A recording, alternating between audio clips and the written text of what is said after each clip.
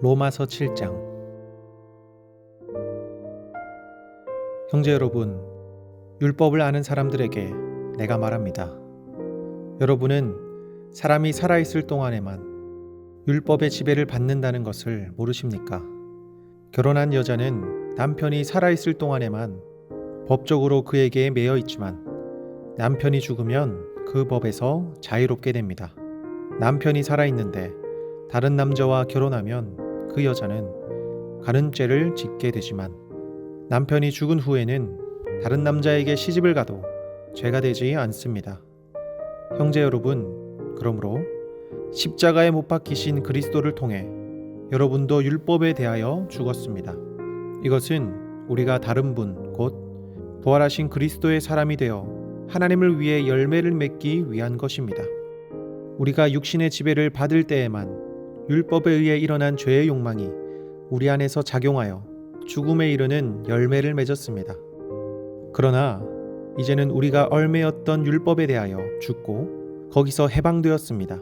그러므로 우리는 율법에 의한 낡은 방식이 아니라 성령님의 새로운 방법으로 하나님을 섬기게 되었습니다. 그러면 율법이 죄입니까? 결코 그렇지 않습니다. 율법이 없었다면 내가 죄를 알지 못했을 것입니다. 만일 율법이 탐내지 말아라 하고 말하지 않았다면 탐욕이 무엇인지도 몰랐을 것입니다. 그러나 죄가 계명으로 기회를 틈타서 내 속에 온갖 탐심을 일으켜 놓았습니다. 그것은 율법이 없으면 죄는 죽은 것이기 때문입니다. 내가 한때는 율법 없이 살았습니다. 그러나 계명을 알게 되자 죄는 살아나고 나는 죽었습니다. 생명을 주기 위한 그 계명이 오히려 나에게 죽음을 가져다 준 것입니다. 이것은 죄가 계명으로 기회를 틈타 나를 속이고 그 계명으로 나를 죽였기 때문입니다. 그러므로 율법과 계명은 다 거룩하고 의롭고 선합니다. 그렇다면 선한 것이 나에게 죽음을 가져왔다는 말입니까? 결코 그렇지 않습니다. 사실 나를 죽인 것은 죄입니다. 죄가 죄로서의 본성을 드러내기 위해 선한 그것을 이용하여 나를 죽였으니 죄는 계명으로 철저하게 악한 성격을 띠게 되었습니다.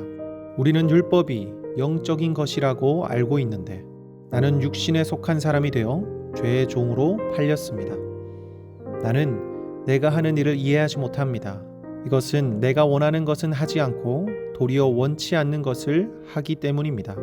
만일 내가 원치 않는 일을 하게 되면 그것은 율법이 선하다는 것을 내가 인정하는 것이 됩니다. 그러나 이것을 행하는 것은 내가 아니라 내 속에 있는 죄입니다.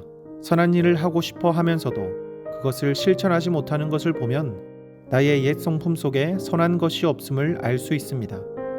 나는 내가 바라는 선한 일은 하지 않고 원치 않는 악한 일을 하고 있습니다. 만일 내가 원치 않는 것을 한다면 그렇게 하는 것은 내가 아니라 내 속에 있는 죄입니다.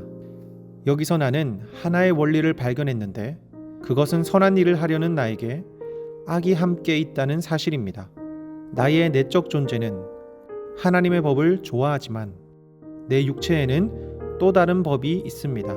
그것이 내 마음과 싸워서 나를 아직도 내 안에 있는 죄의 종으로 만들고 있다는 것을 알았습니다.